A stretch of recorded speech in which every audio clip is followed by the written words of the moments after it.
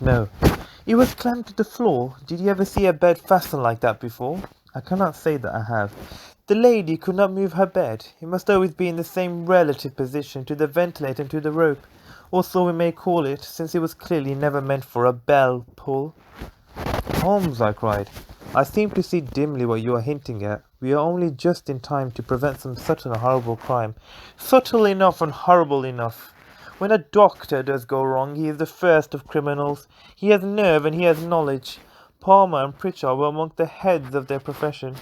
This man strikes even deeper, but I think, Watson, that we should be able to strike deeper still. But we shall have horrors enough before this night is over. For goodness sake, let us have a quiet pipe and turn our minds for a few hours to something more cheerful. About 9 o'clock, the light among the trees were extinguished, and all was dark in the direction of the manor house. 2 hours passed slowly away, and then suddenly, just at the stroke of 11, a single bright light shone out right in front of us. "That is our signal," said Holmes, springing to his feet. "It comes from the middle window."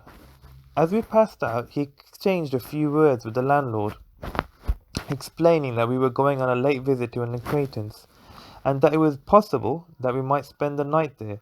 A moment later we were out on the dark road, a chill wind blowing in our faces, and one yellow light twinkling in front of us through the gloom to guide us on our sombre errand.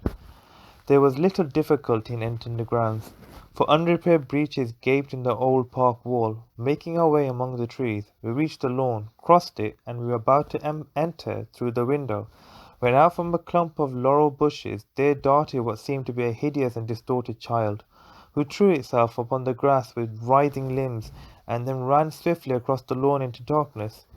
"My God!" I whispered. "Did you see it?"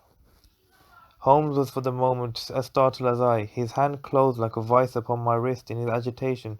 Then he broke into a low laugh and put his lips to my ear. "It is a nice household," he murmured. "That is the baboon."